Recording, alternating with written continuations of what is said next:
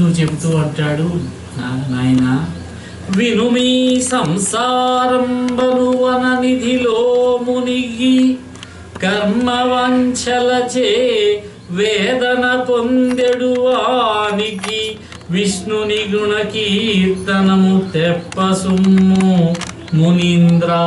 ఇది నారదుడు చెప్పిన మాట వ్యాస మహర్షితోటి. వ్యాస మునీంద్ర, ఈ సంసారం అనేటటువంటి సముద్రంలో మునిగి తేలుతూ ఉండి విషయవాంఛల చేత క్రిందు మీదై బాధపడేవాడికి గోవిందనామ సంకీర్తనమున్నదే, అది గట్టు చేర్చేటటువంటి తెప్ప వంటిదయ్యా అన్నాడట. ఈ కుర్రవాడైనటువంటి ఈ బాలుడైనటువంటి నారదుడు కాలం గడిచే కొద్దీ పెద్దవాడయ్యాడు, వృద్ధుడయ్యాడు. ఒక రోజున మృత్యుదేవత అనుగ్రహం కలిగింది, ఈ శరీరాన్ని విడిచిపెట్టాడు. 1000 కల్పములు 1000 యుగములు ప్రళయకాలంలో అలా ఉండిపోయాడు. తర్వాత మళ్ళీ సృష్టి ప్రారంభం కాబోతూ ఉంటే బ్రహ్మదేవుని యొక్క ఉచ్ఛ్వాసం గుండా బ్రహ్మదేవునిలోకి ప్రవేశించాడు. తర్వాత మళ్ళీ ఆయన నిశ్వాసం గుండా అవతరించాడు. ఇదే నారదావతారం. విష్ణుమూర్తే నారదుడిగా అవతరించాడని చెప్పుకున్నాం. 21 శ్రీమన్నారాయణ అవతారంలోనూ నారదావతారం ఒకటి. ఆ విధంగా జన్మించి శ్రీ మహావిష్ణువు యొక్క గుణ కీర్తనలను సంకీర్తన చేసుకుంటూ ముల్లోకంలో తిరుగుతూ ఉన్నాడు. ఇది 3వ అవతారమట అని ఈ విధంగా నారదుడు తన యొక్క పూర్వజన్మ వృత్తాంతాన్ని చెప్పినటువంటి వాడై తన యొక్క స్థానానికి ఆయన బయలుదేరి వెళ్ళాడు. అప్పుడు భాగవత రచనకి ఉపక్రమించారు వ్యాస మహర్షి. ఇంకొక మాట చెప్తారు ఇక్కడ సూత మహర్షి సౌనకాది మహర్షులతోటి. నిగమములు వేయు చదివిన సుగమంబులు కావు ముక్తి సుభగత్వంబుల్. సుగమంబు భాగవతమము నిగమంబు పఠింప ముక్తి నివసనము బుధా. వేదాలు 1000 కొద్దీ వల్లించినా కూడా మోక్ష సౌభాగ్యాలు సంప్రాప్తించవు. అదే భాగవతం అనేటటువంటి ఆమ్నాయాన్ని, భాగవతం అనేటటువంటి వేదాన్ని కనుక అధ్యయనం చేస్తే కైవల్యం కరతలామలకమవుతుందట. ఈ విశాల మహీమండలంలో ఏ మహాగ్రంథాన్ని విన్నంత మాత్రం చేతనే సంసార బంధాలు సమసిపోతాయో, జనార్దనుడైనటువంటి జగన్నాథుడి మీద అచంచలమైనటువంటి భక్తి ఆవిర్భవిస్తుందో, అటువంటి లోక కళ్యాణకరమైనటువంటి మహాగ్రంథాన్ని, వేద స్వరూపమైనటువంటి భాగవతాన్ని బాదరాయణ మహర్షి అంటే వేదవ్యాస మహర్షి నేర్పుతోటి రూపొందించాడట. ఈ విధంగా భాగవత రచన జరిగింది. వేదవ్యాస మహర్షి భాగవత రచన చేశారు. 18,000 శ్లోకాలతోటి సంస్కృతంలో భాగవతాన్ని రచించారు ఆయన. అసలైనటువంటి భాగవత కథ ఇక్కడ ప్రారంభమవుతున్నది. మహాభారతంలో మౌసల పర్వం, అక్కడ అశ్వత్థామ నిద్రలో ఉన్నటువంటి వారిని అందరినీ కూడా దారుణంగా వధించాడు అర్ధరాత్రి సమయంలో. భాగవత రచన అక్కడ ప్రారంభమైంది. మహాభారత యుద్ధం ముగిసింది. పాండవులు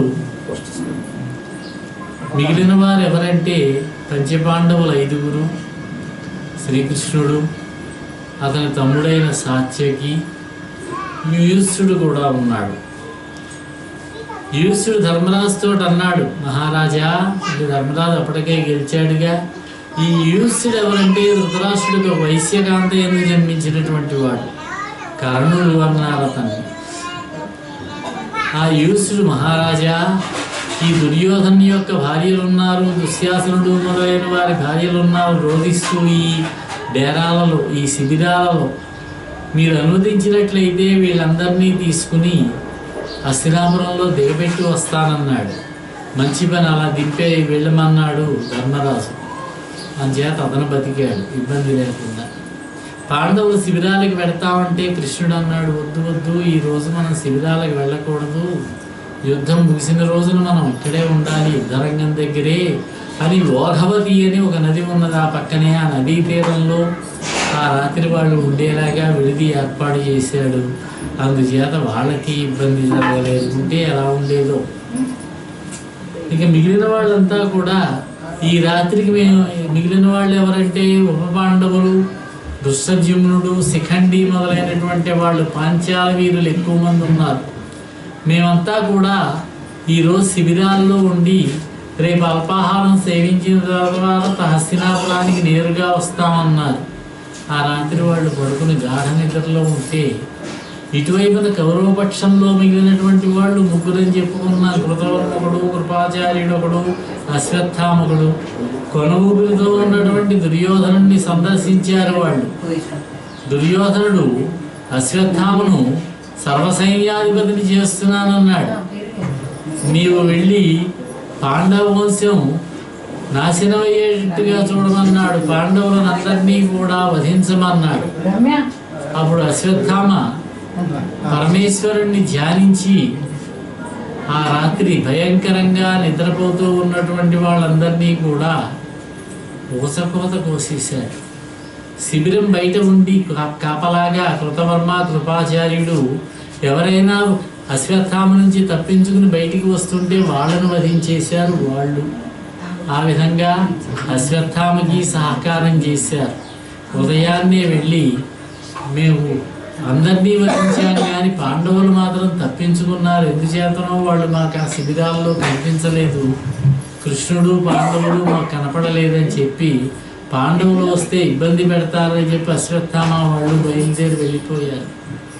కృపాచార్యుడేమో హస్తినాపురంలో తన ఇంటికి వెళ్ళిపోయాడు. కృతవర్మ ఏమో ద్వారకా నగరానికి వెళ్ళిపోయాడు.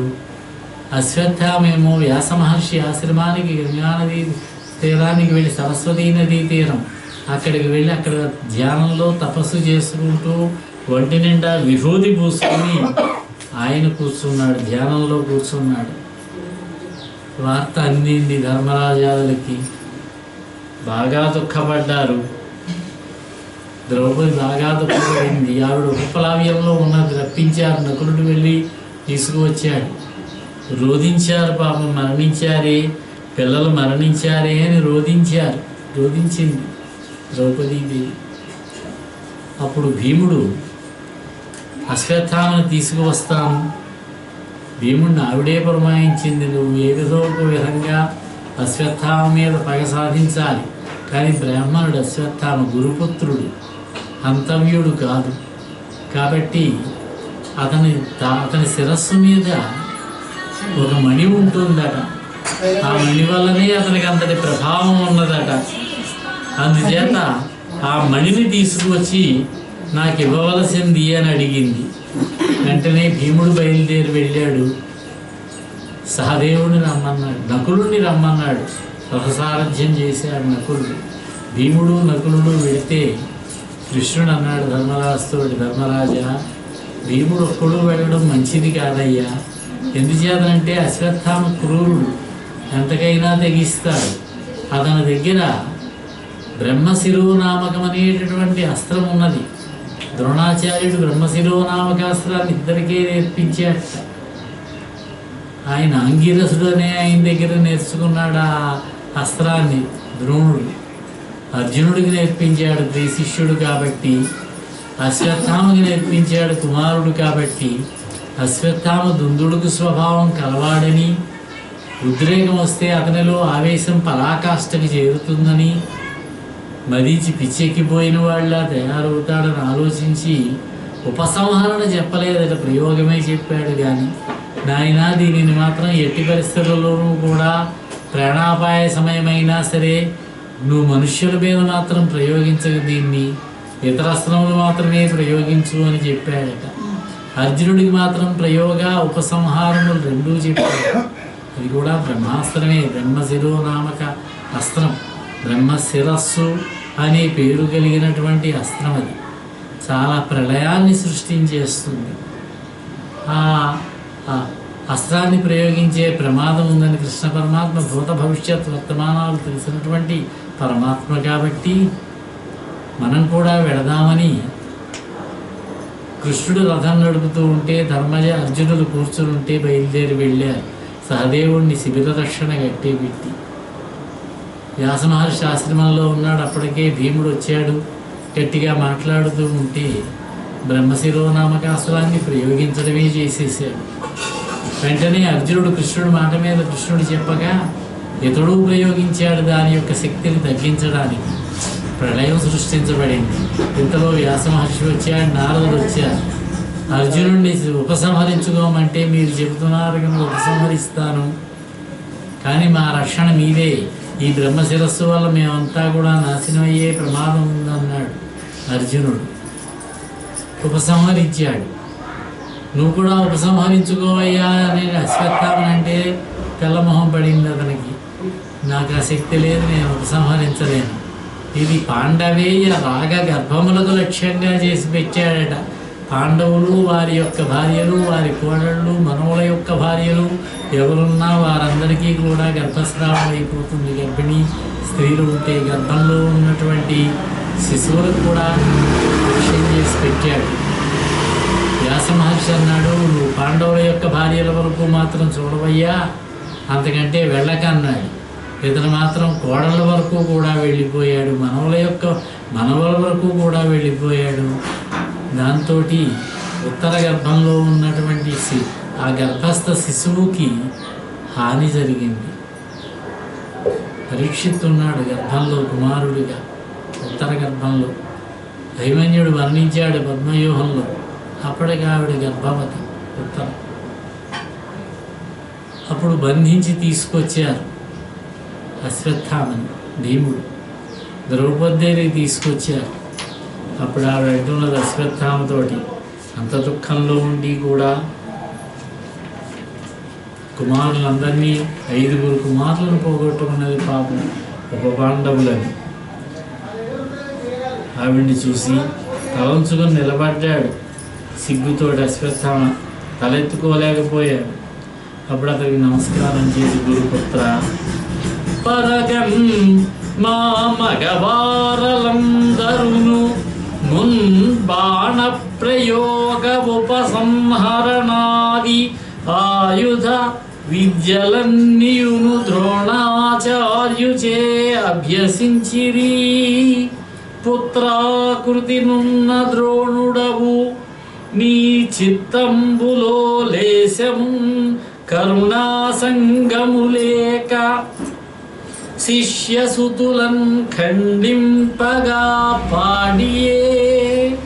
నాయన, మీ నాయన గారైనటువంటి ద్రోణాచార్యుల వారి సన్నిధిలో మా మగవారంతా కూడా శస్త్రవిద్యలు, అస్త్రవిద్యలు, ప్రయోగ ఉపసంహారాలతోటి శస్త్రాస్త్ర విద్యలన్నీ కూడా నేర్చుకున్నారు.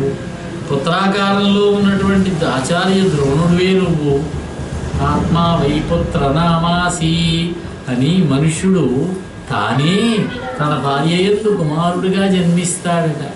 అందుచేత పుత్రాకృతున్న ద్రోణుడు అయ్యా నువ్వు, మాకు గురుతుల్యుడవు నువ్వు. నీవు లవలేశం కూడా మనస్సులో కనికరం లేకుండా మీ శిష్యుల కుమారుల యొక్క శిరస్సులను ఈ విధంగా ఖండించావే, ఇది నీకు ధర్మమా? ఇది నువ్వు బ్రాహ్మణుడిగా పుట్టావు, వివేకాన్ని దయాదాక్షిణ్యాలని కలిగి ఉన్నావే, వీరాధి వీరుల్లో గొప్పవాడిగా పేరు పొందావే. అటువంటి నువ్వు బాలుల యొక్క ప్రాణాలు తీసేటటువంటి ఇటువంటి రాక్షస కృత్యానికి ఎలా ఒడిగట్టావు తండ్రి? ఉద్రేకంబు నరారు శస్త్రధరులై యుద్ధావనిల్లేరు కించిత్ ద్రోహంబును నీకు సేయరు. బలోత్సేకంబుతో చీకటిన్ భద్రాకారుల చిన్ని పాపల రణ ప్రౌఢ క్రియాహీనులన్ నిద్రాసక్తుల సంహరింపనకట నీ చేతులెట్లాడెనో. ఉద్రేకంతో నీపైకి దూకలేదు, యుద్ధరంగంలో ఆయుధపాణులై నీకెదురుగా నిలబడి నీతో యుద్ధం చేయలేదు, కొంచెం కూడా నీకు అపకారం చేయలేదు. అటువంటి చిన్ని వాళ్ళని, అందాలు చిందేటటువంటి చిన్నపిల్లల్ని, సంగ్రామ రంగంలో ఇంకా సంపూర్ణ సామర్థ్యం పొందనటువంటి వాళ్ళని, నిద్రలో ఆదమరిచి ఉన్నటువంటి వాళ్ళని కారు చీకటలో వీరావేశంతో వధించడానికి అయ్యో నీ చేతులు ఎలా వచ్చాయి అన్నది ద్రౌపది. భాగవతంలో భారతం గురించి వచ్చినా అది మనకంత ప్రధానం కాదు. భారతమే పాండవుల యొక్క, కౌరవుల యొక్క చరిత్రకి ప్రధానమైనటువంటి గ్రంథం. భారతంలో ఏం చెప్పారో అదే ముఖ్యం మనకి. ఇక్కడ భాగవతంలో ఒక్కొక్క విషయం చెబితే దాన్ని మనం ప్రధానంగా తీసుకోకూడదు. ఉదాహరణకి కర్ణుడిని కుంతీదేవి 10 మాసములు మోసి కన్నది. ఆది పర్వంలో సూర్యుడిని ఉపాసించింది, సూర్యుడిని స్మరించింది, సూర్యుడి యొక్క అనుగ్రహంతో కర్ణుడిని పుత్రుడిగా పొందింది అని ఆ ముఖ్యమైనటువంటి విషయాన్ని చెప్పారు.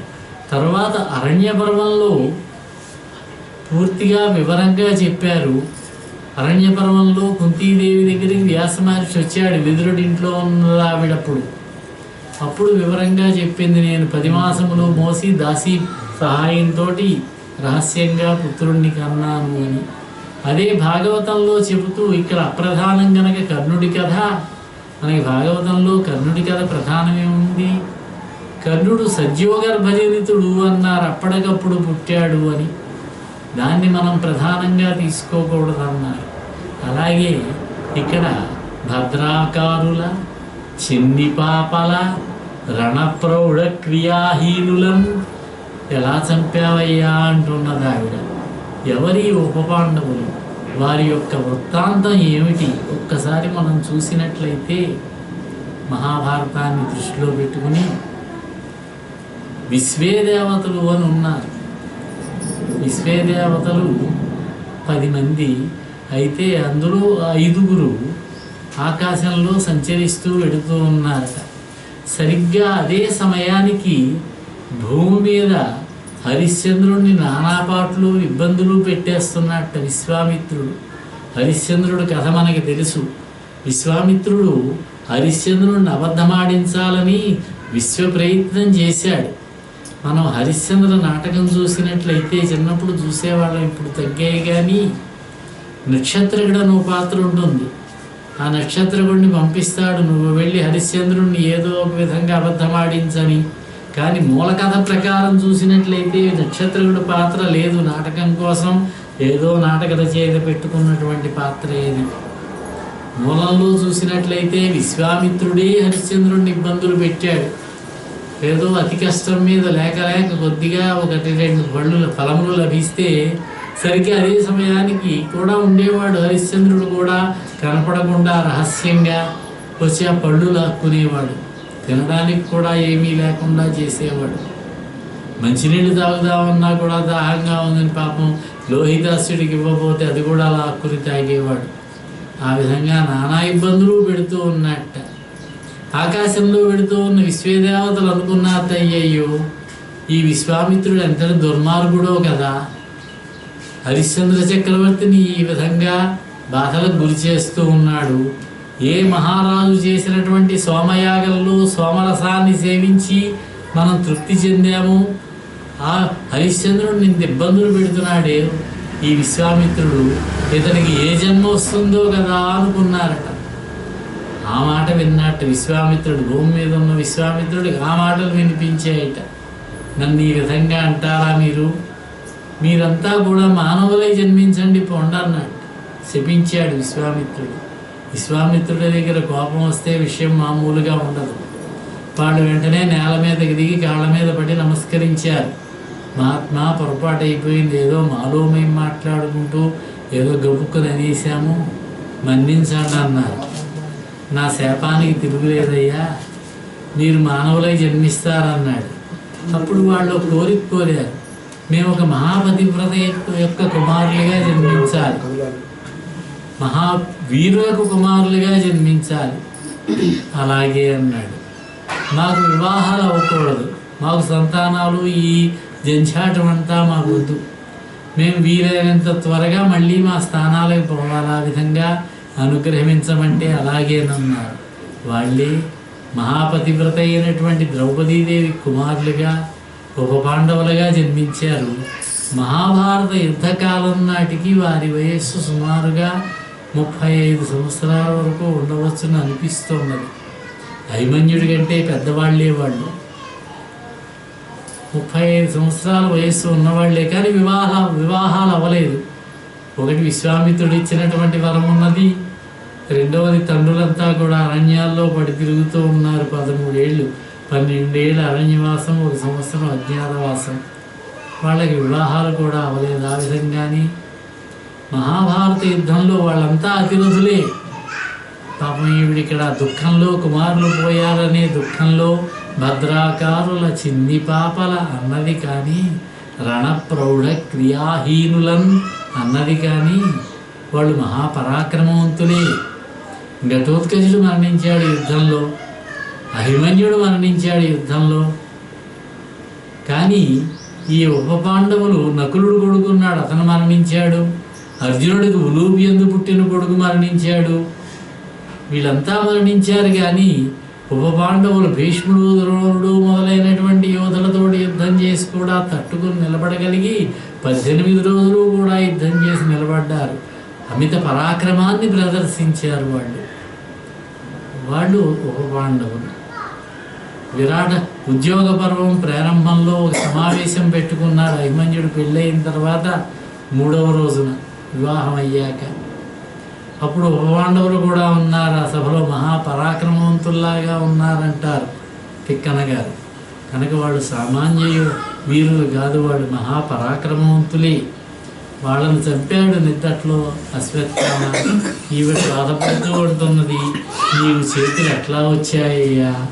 అక్కట పుత్ర శోక జనితాకుల భార విషణ్ణ చిత్తనై పొక్కుచునున్న భంగి, నిను పోర కిరీటి గెల్చి, నిను పోర కిరీటి నిబద్ధు చేసి, నేడిక్కడికి ఇచ్చి తెచ్చుట సహింపనిదై భవదీయ మాత, నేడెక్కడ ఇట్టి శోకమున ఏ క్రియ ఏడ్చుచు పొక్కుచున్నదో.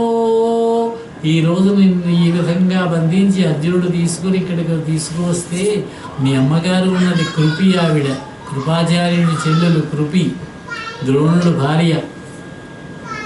ఆవిడ ఏ విధంగా ఎక్కడ బాధపడుతూ ఉన్నదో కదా, కన్న తల్లి కనుక ఆవిడ తెలుసుకోగలిగింది నీ తల్లి ఎంత బాధపడుతున్నదో కదా అని కృష్ణార్జునుల వైపు చూచి అంటున్నది. ద్రోణునితో సిఖింపడక ద్రోణ కుటుంబిని ఉన్నదింట, అక్షీణతనూజ శోక వివసీకృతనై విలపించు భంగి, ఈ ద్రౌణి తెరల్చి తెచ్చుటకు దైన్యమునందుచు ఎంత పొక్కునో, ప్రాణ నియుక్తుడైన అతి పాపము బ్రాహ్మణ హింస మానరే. కృష్ణార్జునులతో చూసి అంటున్నది, ఈ అశ్వత్థామని ఈ విధంగా తీసుకువచ్చాము.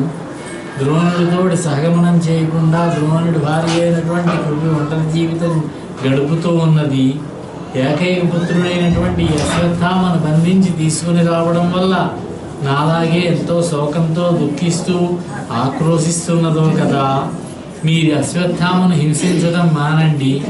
బ్రాహ్మణుడితను, ఇతను కనుక ప్రాణాలు కోల్పోయినట్లయితే మనకి హాని జరుగుతున్నది. ప్రజాపాలకులైనటువంటి రాజులు బ్రాహ్మణులకు ఆగ్రహం తెప్పించకూడదు. క్రుద్ధులైనటువంటి విప్రుల కోపాగ్ని జ్వాలలకు పొడమి కంపించిపోతుందట. ధరణీపతుల వంశాలు ధ్వంసం అవుతాయట. అందుచేత దాన్ని ప్రాణాలతో విడిచిపెట్టండి అన్నది.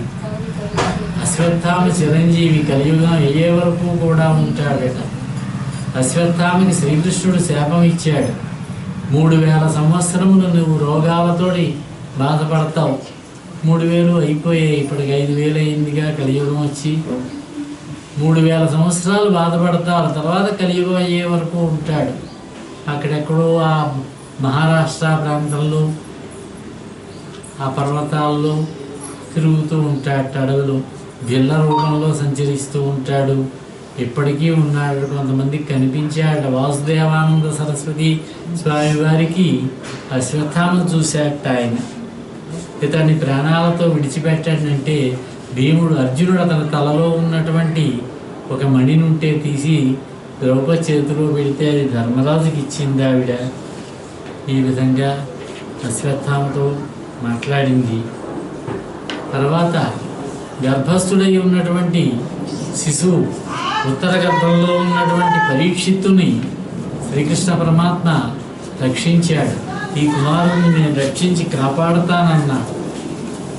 ఉత్తర బాధపడుతూ ఉన్నది, దుఃఖపడుతూ ఉన్నది. అశ్వత్థామ ప్రయోగించినటువంటి అస్త్రం యొక్క ప్రభావం వల్ల దుఃఖపడుతూ వేదన పడుతూ ఉంటే శ్రీకృష్ణుడు తన యొక్క శక్తిని ప్రయోగించి ఆమె యొక్క దుఃఖాన్ని పోగొట్టాడు, పరీక్షిత్తును రక్షించాడు. అప్పుడు కుంతీదేవి శ్రీకృష్ణ పరమాత్మని స్తుతి చేసింది. కుంతీ చేసినటువంటి స్తవము, కుంతీ స్తవము కూడా ప్రశస్తమైనటువంటిది. ఆవిడ మాట్లాడుతూ ఉంటుంది, నాయన కృష్ణ మేనలుడే, ఒకసారి నువ్వు చిన్నతనంలో ఏం చేసావంటే అప్పుడు వచ్చి చూసిందో ఏమో ఈవిడ ద్వారకకి విరేపల్లికి వచ్చి, కోపముతోడ నీవు దధి కుంభము భిన్నము సేయుచున్నచో గోపిక త్రాట కట్టిన నిగుంచిత సాంజన బాష్పతోయధారా పరిపూర్ణ వక్త్రము కరంబుల ప్రాముచు వెచ్చనూర్చుచున్ పాపడవై నటించుట కృపాపరా నామది చోద్యమయ్యడిన్. దయామయ కృష్ణ, చిన్నతనంలో ఒకసారి నీ కోపం వచ్చి పెరుగుకొండను బద్దలు కొట్టావయ్యా. ఇది కూడా మనం చూసాం. శ్రీకృష్ణుని యొక్క బాల్య చేష్టలో తల్లి పాలివ్వలేదని చెప్పి కోపం వచ్చి రాయి పుచ్చుకుని కొట్టాడు పెరుగుకొండని. చిల్లుబడి పెరుగు, మజ్జిగ, వెన్న అన్ని నేల మీదకి దొర్లుకుంటూ వచ్చాయి. మీ అమ్మ యశోద అప్పుడు నిన్ను తాళతోటి గట్టిగా కట్టేసింది. అప్పుడు నీవు ముఖాన్ని చిన్నపుచ్చుకున్నావట, వెక్కి వెక్కి ఏడుస్తూ కూర్చున్నావట, పసిపాపడలాగా నటించావట. నీ బాలలీల నాకు ఎంతో వింతగా తోచిందయ్యా అంటూ ఉన్నది. శ్రీకృష్ణుడిని అనేక విధాలుగా స్తుతి చేసింది. ఇక్కడ స్వామి జగన్నాథ, ఆత్మీయులైనటువంటి యాదవుల మీద పాండవుల మీద నాకున్నటువంటి అనురాగబంధాన్ని త్రెంపివేయవలసినది.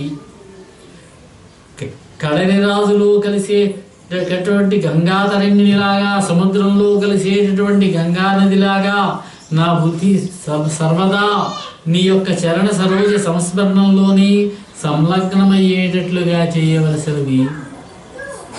ఇంకా స్తుతి చేస్తూ ఉన్నది. ఈ పద్యాన్ని మనం రోజు పొద్దున్నే లేవగానే చదువుకుంటే మంచిది. ఇందులో కుంతీదేవి స్తుతించినట్టు కాకుండా మనం స్తుతి చేసినట్లు కూడా ఉంటుంది. శ్రీకృష్ణ యదుభూషణ నరసఖ శృంగార రత్నాకర లోకద్రోహి నరేంద్ర వంశదహన లోకేశ్వర దేవతానీక బ్రహ్మణ గోగణాతిహరణ నిర్వాణ సంధాయక నీకు మృత్యద త్రుంపవే భవలతల్ నిత్యానుకంపానిధి అని స్తుతిస్తున్నది ఆ తల్లి. శ్రీకృష్ణ యదుభూషణ, విజయప్రియ, శృంగార రత్నాకర, జగత్కంటకులైనటువంటి మహీపతుల యొక్క వంశాలను దహించి వేసేటటువంటి జగదీశ్వర, ఆపన్నులైనటువంటి అమరులను, అవనీసుతులను, ఆవుల మందలను ఆర్తిబాబి కాపాడేటటువంటి స్వామి, మోక్షాన్ని ప్రసాదించేటటువంటి ప్రభువు, నేను నీకు నమస్కరిస్తున్నాను. పరిపూర్ణ కరుణాపయోనిధమైన నా యొక్క భవబంధాలను ఖండింపవలసినది అని ఈ విధంగా స్తుతి చేసింది కుంతీదేవి శ్రీకృష్ణ పరమాత్మ. తర్వాత మహాభారత యుద్ధం ముగిసిన తర్వాత ధర్మరాజు పట్టాభిషేకం చేసుకున్నాడు. నాకు రాజ్యం వద్దంటాడు ఆయన. ఇదంతా కూడా శాంతి పర్వం ప్రారంభంలో వస్తుంది. నాకు రాజ్యం వద్దు, నేను పరిపాలన చేయని అడవులకు వెళ్ళిపోతానంటాడు. తర్పణాలు ఇచ్చే సమయంలో కుంతీదేవి వచ్చి, నాయన కర్ణుడికి కూడా తర్పణాలు ఇవ్వండి అయ్యా అన్నది. ఎందుకమ్మా అంటే, అతను నా కుమారుడే, మీకు అగ్రజుడయ్యా అని అప్పుడు చెప్పింది ఆవిడ. దాంతో బాగా దుఃఖపడిపోయాడు. ధర్మరాజు దుఃఖపడడానికి కారణాలు అభిమన్యుడు వంటి యువధాన యోధులైనటువంటి వంశ వారసులు మరణించడం, రెండవది ఉపపాండవులు మరణించడం, కర్ణుడిని చంపించడం, అర్జునుడు కర్ణుడి చేతిలో ఒక పర్యాయం ఓడిపోయి అన్నగారు దెబ్బలు తిని ఉన్నట్టు చూద్దామని శిబిరానికి వస్తే నానా మాటలు అని పంపించాడు. కర్ణుడిని వధించాకే నాకు కనపడన్నాడు. అప్పుడే కర్ణవధ జరిగింది. చాలా కుమిలిపోయాడు ధర్మరాజు. నాకు రాజ్యం వద్దంటే నెమ్మదిగా చెప్పి ఒప్పించి వ్యాస మహర్షి చెప్పాడు, నారదుడు చెప్పాడు, భీష్ముడు చెప్పాడు. వచ్చి పట్టాభిషేకం చేసుకున్నాడు.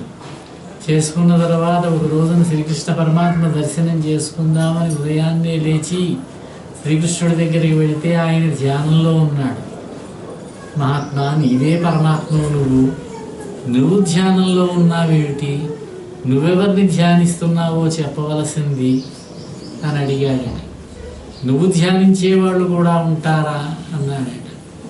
అప్పుడు కృష్ణుడు ధర్మరాజుతోటి, యుధిష్ఠిరా, ధర్మాత్ముడైనటువంటి భీష్ముడు శరీరాన్ని విడిచిపెట్టే సమయం ఆసన్నమైంది. ఆయన మనసులో సంతతము నన్నే ధ్యానిస్తున్నాడు. అందుచేతనే నేను కూడా నా మనస్సు ఆయన యందే లగ్నమై ఉన్నది. సమస్త ధర్మాలు కలిగి ఉన్నవాడు ఆయన. భీష్ముని యందు లోకంలో ఉన్నటువంటి ధర్మాలన్నీ ఉన్నాయి. ఆయన కనుక మరణించినట్లయితే ఈ ధర్మాలన్నీ కూడా అంతరించిపోతాయి.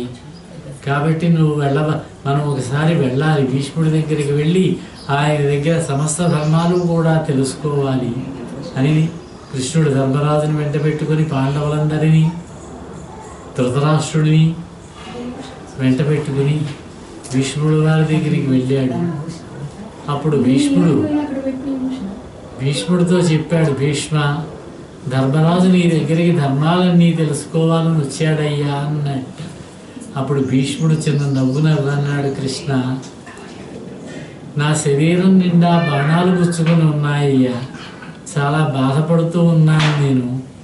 శక్తి లేదు నాకు. అయినా సమస్త ధర్మాలకి మూలబిందువు నువ్వు కదా. నీకు తెలియని ధర్మాలంటూ ఏముంటాయి? నువ్వు చెప్పచ్చు కదా, నన్నెందుకు చెప్పమంటున్నావు అన్నట్ట భీష్ముడు. భీష్మ, నిజమేనయ్యా, సమస్త ధర్మాలు నా యందు ఉన్నాయి. కానీ నాకు కొత్తగా రావలసినటువంటి కీర్తి అంటూ ఏమీ లేదు. నాకు రావలసిన కీర్తి ఎప్పుడో వచ్చేసింది. నా భక్తుడమైనటువంటి నీకు కీర్తి రావాలని, నీ ద్వారా ధర్మరాజుకి ధర్మాలు ఉపదేశం జరగాలని ఇక్కడికి తీసుకొచ్చాను. నీ యొక్క శరీరంలో బాణాలు గుచ్చుకోవడం వల్ల ఉన్నటువంటి బాధ ఏమాత్రమూ ఉండదు. నీకు పూర్తిగా తగ్గిపోతుంది. ఆ అనుగ్రహం నేను ఇస్తున్నాను నీకు. కాబట్టి ధర్మరాజుకి చెప్పమన్నాడు. వెంటనే అతని యొక్క శరీరం బాధ ఏమీ లేకుండా మామూలుగా ఉండిపోయాడు. చాలా ఆనందించి భీష్ముడు ధర్మరాజుకి అనేక ధర్మాలు చెప్పాడు. మహాభారతం శాంతి పర్వం, అనుశాసనిక పర్వంలో ధర్మరాజుకి భీష్ముడు చెప్పిన అనేక ధర్మాలు ఉన్నాయి. బ్రాహ్మణ ధర్మాలు చెప్పాడు, స్త్రీల ధర్మాలు చెప్పాడు, సామాన్య ధర్మాలు చెప్పాడు, విశేష ధర్మాలు చెప్పాడు. అనేకములైనటువంటి ధర్మాలు చెప్పిన తర్వాత నాయన విష్ణు సహస్రనామం చెప్పాడు.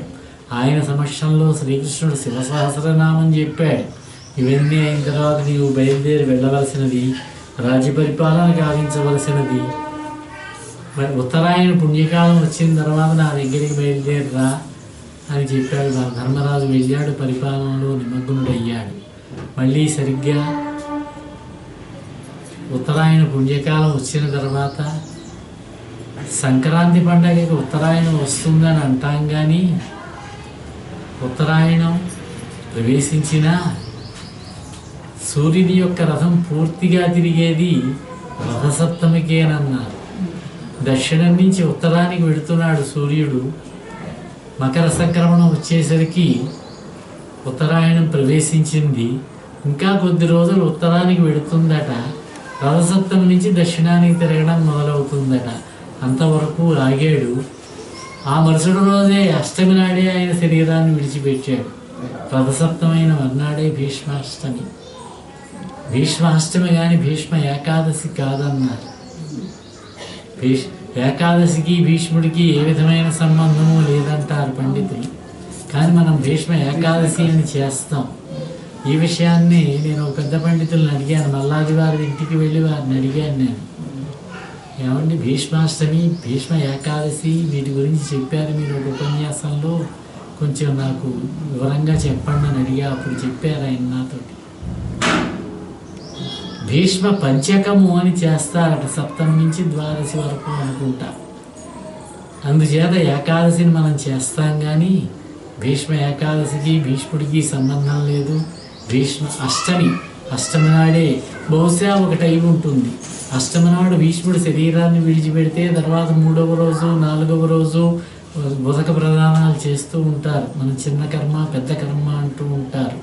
ఆ విధంగా ఏమైనా సంస్కారం చేసి ఉండవచ్చు ఏకాదశి నాడు. కానీ భీష్ముడు మరణించింది మాత్రం అష్టమి నాడే. ఆ రోజుకు మళ్ళీ వచ్చాడు, ధర్మరాజు వచ్చాడు, కృష్ణుడు పాండవులంతా వచ్చారు. అప్పుడు వారి సమక్షంలో శ్రీకృష్ణుడు ఎదురుగా ఉండగా భీష్ముడు శ్రీకృష్ణుడిని స్తుతి చేసింది. ఇంకొక విషయం, మహాభారతంలో భీష్ముడికి వివాహం అయిందా? ఇదొక పెద్ద ప్రశ్న. భీష్ముడు తన తండ్రి కొరకు శంతన మహారాజు గారు మళ్ళీ సత్యవతిని వివాహం చేసుకోవడం కోసం నేను బ్రహ్మచారిగా ఉండిపోతానన్నాడు. అందుచేత ఆయన ఆజన్మ బ్రహ్మచారి అన్నారు కొంతమంది. కానీ సూక్ష్మంగా వ్యాసుల వారి రచన చూసినట్లయితే అద్య ప్రభృతి భద్రం మే దాస బ్రహ్మచర్యం కరిష్యతి అన్నారు వ్యాస మహర్షి. ఆది పర్వం మహాభారతం.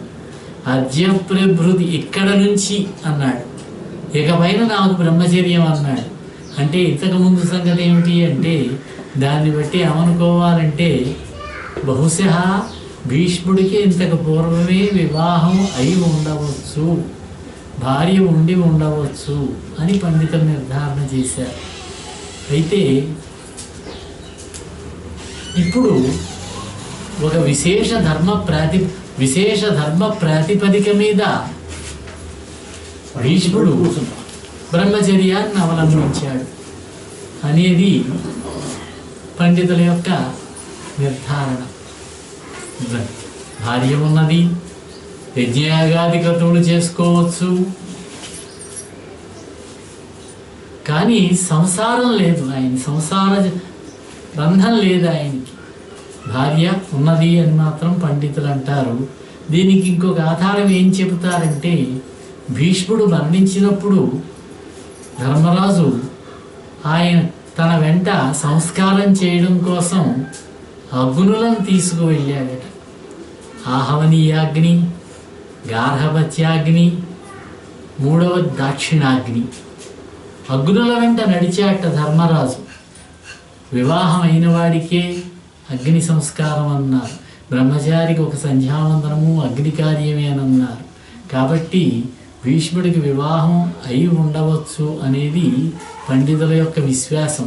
వివాహం అయిందని ఎక్కడా చెప్పలేదు, వివాహం జరగలేదని చెప్పలేదు. కానీ మనకు కొద్దిగా వివాహం జరిగి ఉండవచ్చు అనేటటువంటి ఆధారాలు కొద్దిగా లభించడంతో పండితులంతా కూడా ఈ వివాహం అయి ఉంటుందేమో అని భావన చేస్తూ ఉన్నారు.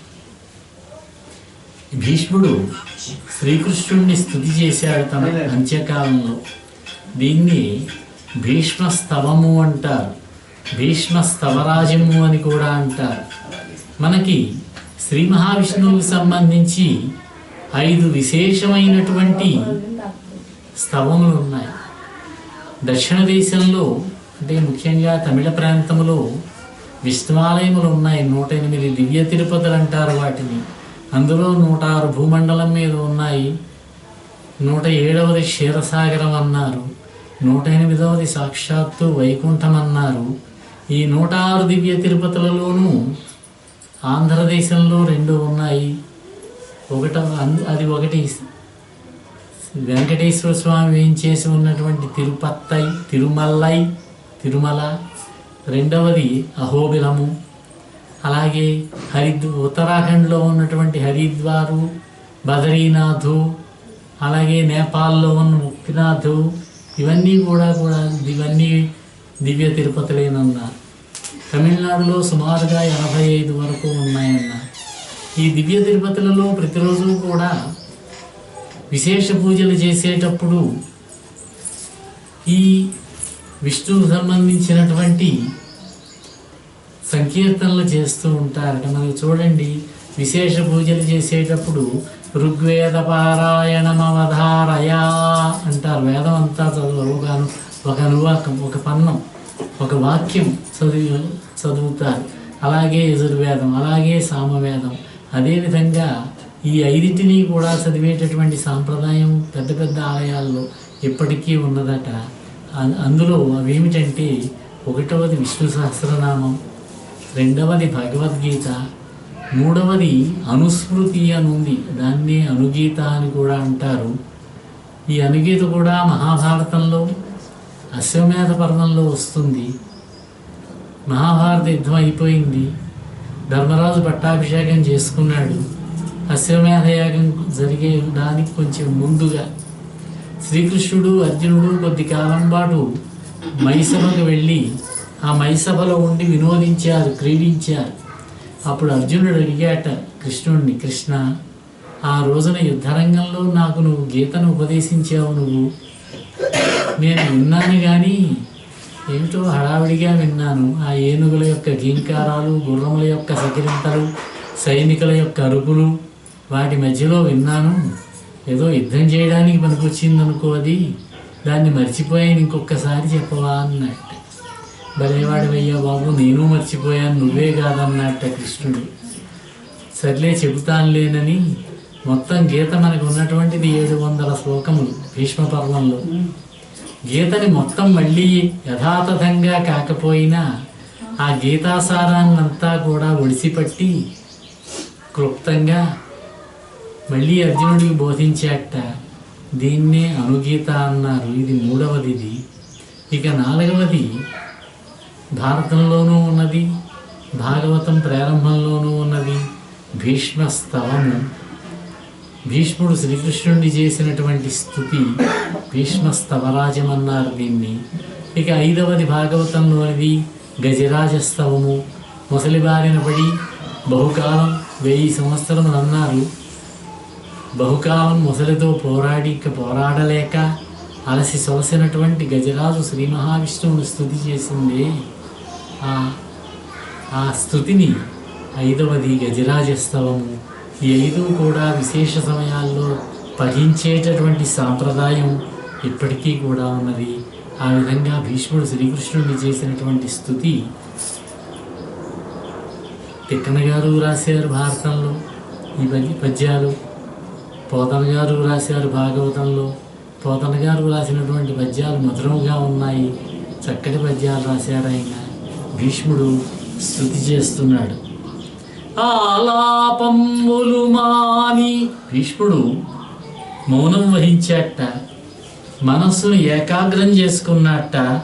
ఆలాపంబులు మాని చిత్తము మనీషాయత్తము చేసి దృగ్జాలంబులన్ హరిమోముపై పరపి తత్కారుణ్య దృష్టిన్ వినిర్మూలీభూత శరవ్యధాని చయుడై మోదించి భీష్ముండు సంశీలం బొప్పను తించే కల్మష గజ శ్రేణీ శ్రీహరిన్. మనస్సును ఏకాగ్రం చేసుకున్నాడు భీష్ముడు. తన చూపులన్నీ కూడా ఆ శ్రీకృష్ణ పరమాత్మ యందే ముఖమండలం మీదే కేంద్రీకరింపచేశాట. ఆ కమలాక్షుడి యొక్క కటాక్ష వీక్షణం ఆయన శరీరం మీద ఉన్నటువంటి గాయాల బాధని హరింపచేసిందట, ఉపశమింపచేసిందట.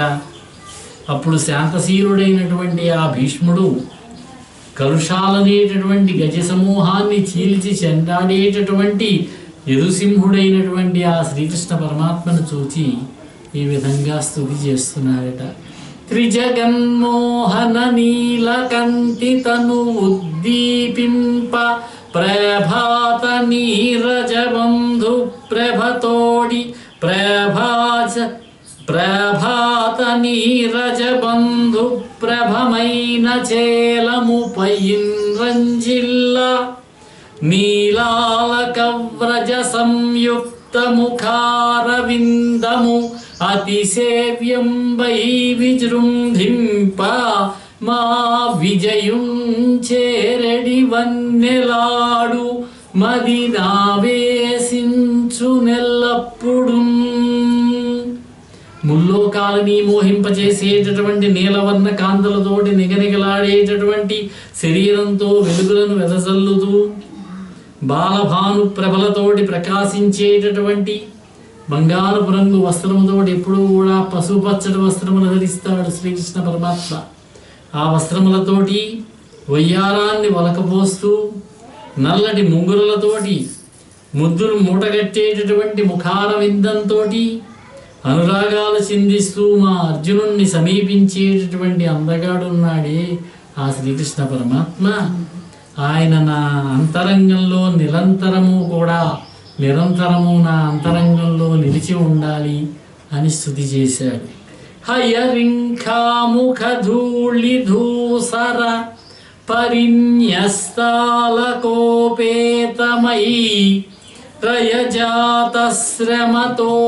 బిందుయుతమై రాజిల్లు నెమ్మోముతో జయమున్ పార్థునకిచ్చువేట్క అని నా శస్త్రాహతిం చాలనొచ్చియు పోరించు మహానుభావు మదిలో చింతింతు అశ్రంతము.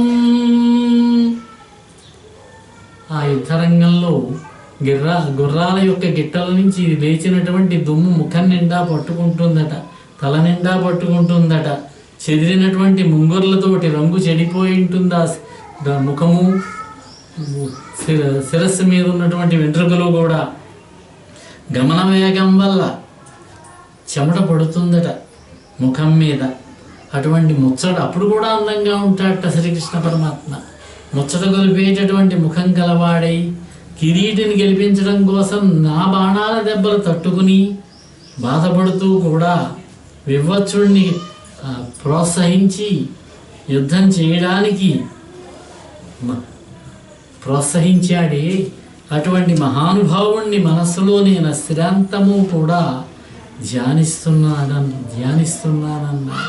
పాపం శ్రీకృష్ణ పరమాత్మ ఆయనకి ఏం లోటని అర్జునుడికి సారథ్యం వహించాడు. అర్జునుడు అడగలేదు. అర్జునుడు మూలంలో చూస్తే అర్జునుడు అడిగాడు నాకు సారథ్యం చేయమని. తెలుగులో తిరుపతి వెంకట కవులు అంటారు, నా రథం మీద ఉండు చాలు సున్నము చేసేదం రిపుల చూపరుల అద్భుతమన్న సర్వలోకోన్నత నాకు పేరొసగము ఊరక చూచుచునుండుము అంటారు. అప్పుడు నేనే నీకు సారథ్యం వహిస్తానయ్యా అన్నాడు. కరుణశ్రీ గారు అంటారు పద్యంలో, ఈ గర్వంధుల రూపు మా పుటకె గాని జీతమా బత్తెమా నీ గుర్రంబుల తోలునంత పనికిన్నాకేలా. నాకెందుకు వచ్చిన పని అయ్యా ఇది, జీతమా ఏమైనానా? ఈ రాక్షసులను అందరినీ కూడా దుర్మార్గులైనటువంటి గర్వాంధులైనటువంటి రాజుల రూపంలో అవతరించినటువంటి ఈ రాక్షస సంహారం కోసం, దుష్ట శిక్షణ కోసం అయ్యా. మా ఇంటిలోనే గుర్రాలను తోలలేదు నిజమింతే ధర్మరక్షార్థమై యోగం భూనితి పార్థసారథి మహోద్యోగంబు సాగించితిన్ అంటారు పద్యంలో. పాపం అర్జునుడి యొక్క గుర్రాలను తోలారు.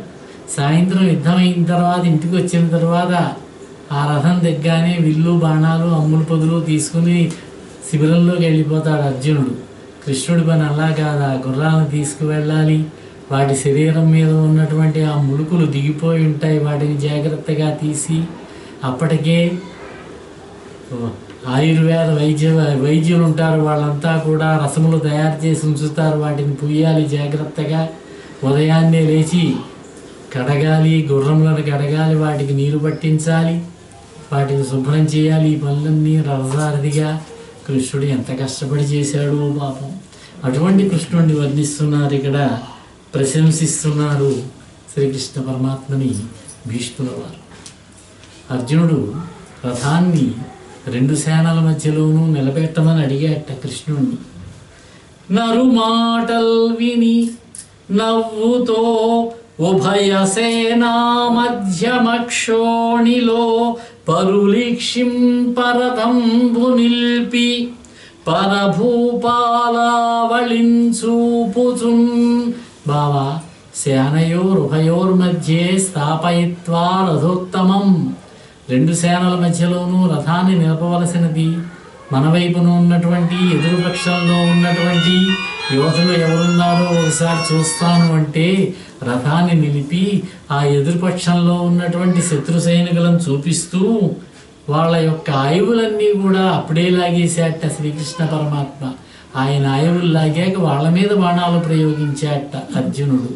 పరభూపాలావళించూపుచున్ పరభూపాయువులెల్ల చూపులన శుంభక్కేళి వంచించు.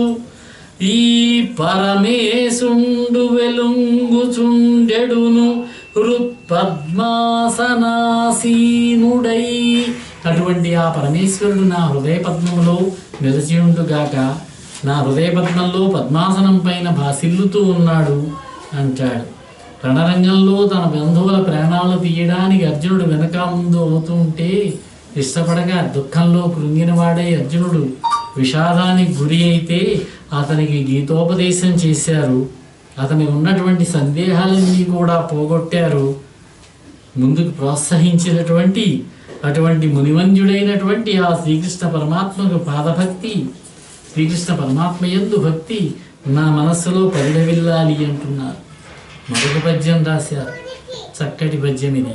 కుప్పించి ఎగసిన కుండలంబుల కంతి గగన భాగం బెల్ల కప్పి కొనగా ఉరికిన ఓర్వక ఉదరంబులోనున్న జగముల వ్రేగున జగతి కదలా చక్రంబు చేపట్టి చనుదెంచురయమునా పైనున్న పచ్చని పటముజారా నమ్మితి నాలావునగుబాటు సేయక మన్నింపుమని క్రీడి మరల దిగువా. కృష్ణుడు 2 పర్యాయములు చేశాడు ఇలాగే. ఒకసారి అర్జునుడు దుర్యోధనుడు కృష్ణుడి దగ్గరికి సైన్య సహకారానికి వెళ్ళారు. యుద్ధానికి ముందే సహకారానికి వెళితే ఆయన మాట అన్నాడు, ఆయుధాన్ని పట్టనన్నాడు. ఊరికే మాట సహకారం చేస్తానన్నాడు. నా దగ్గర 10 లక్షల మంది యోధులు ఉన్నారు, నారాయణీ సేన అన్నారు. మూలంలో అర్బుదం అన్నారు. అర్బుదం అంటే 10 లక్షలు. తిక్కన గారు 10,000 మంది అన్నారు. అంత పెద్ద సంఖ్య పెడితే బాగుండదేమోనని అయుతం అన్నట్టుగా. అయుతం అంటే 10,000. తిరుపతి వెంకట కవులు కూడా 10,000 రాశారు. 10,000 కుంఠ బలులు గలరు నారాయణాఖ్య చెన్నలరు వారు వారలొక వైపు నేనొక్కడనొక్క వైపు యుద్ధమునరింత్రువారలు అబద్ధం ఎందులకు నేను ఏ విధమైనటువంటి ఆయుధము కూడా ధరించకుండా ఊరికే మాట సహకారం చేస్తాను అన్నాడు. అటువంటి శ్రీకృష్ణుడు 2 పర్యాయముల ఆయుధం పెట్టాడట. ఎందుచేతనంటే భీష్ముడు అన్నట్ట, దుర్యోధనుడు భీష్ముడిని సర్వ సైన్యాధిపతిగా నియుక్తిని చేస్తే ఆ ఆనందంలో చూస్తూ ఉండు దుర్యోధనుడు చేశాడు భీష్ముడిని. దుర్యోధన, అవసరమైతే నేను ఆ శ్రీకృష్ణుడి చేతే ఆయుధం పట్టిస్తాను, చూస్తూ ఉండన్నట్ట.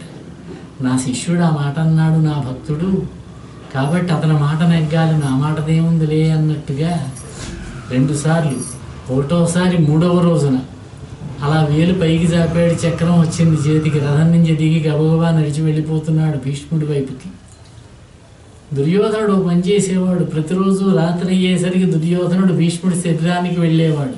తాత, నువ్వేమీ చంపడం లేదు, నువ్వు పరాక్రమాన్ని ప్రదర్శించడం లేదు, నువ్వు తలుచుకుంటే పాండవులు ఈ పాటికే ఎప్పుడో పోయి ఉండేవాళ్ళు, నువ్వు యుద్ధం చేయడం లేదని కాస్త 4 మాటలు అనేవాడు. 2వ రోజు సాయంత్రం అలా అంటే, చూస్తూ ఉండు, రేపు నా పరాక్రమాన్ని నేను ప్రదర్శిస్తానన్నాడు భీష్ముడు. 3వ రోజు విజృంభిస్తే అర్జునుడు నిలబడలేకపోయాడు భీష్ముడి ఎదుట. భీష్ముడి యొక్క ఉద్రేకాన్ని తగ్గించాలి, అర్జునుడి యొక్క ధైర్యాన్ని పెంచాలి. ఆ ఉద్దేశంతో భీష్ముడు చక్రాన్ని తీసుకుని రథం నుంచి దూకాడు కిందకి. ఆ దూకినప్పుడు అలాగే 9వ రోజున మళ్ళీ 8వ రోజున మళ్ళీ రాత్రి వెళ్ళి ఇలాగే అన్నాడు. అవకాశం వచ్చినప్పుడల్లా వెళ్ళి కాస్త అతను నిరుత్సాహపరుస్తున్నాడు భీష్ముడిని దుర్యోధనుడు. రేపు చూడు నా ప్రతాపం ఎలా ఉంటుందో దుర్యోధన అన్నాడు. 9వ రోజున మళ్ళీ విజృంభిస్తే ఈసారి చక్రము లేదు, ఏమీ లేదు. ఆ చేతిలో కౌచీకర్ర పట్టుకుని అలాగే వచ్చేస్తున్నాడు, నేను చంపేస్తాను భీష్ముడిని, ఈ రోజుతోటి యుద్ధం పూర్తయిపోతుంది, ధర్మరాజుకి పట్టాభిషేకం చేసేస్తానంటూ. అర్జునుడు కూడా పడి వెనకాల పరిగెత్తుకొచ్చి, బావా నా మాట మన్నించు, నన్ను మన్నించు, మాట తప్పకు, చూడు నేను ఇకపైన జాగ్రత్తగా యుద్ధం చేస్తానులే అని బతిమాలు తీసుకువచ్చాట. అప్పుడు మాట్లాడకుండా వచ్చాడు. కుప్పించి ఎగసిన కుండలంబుల కంతి గగన భాగం బెల్ల కప్పి కొనగా,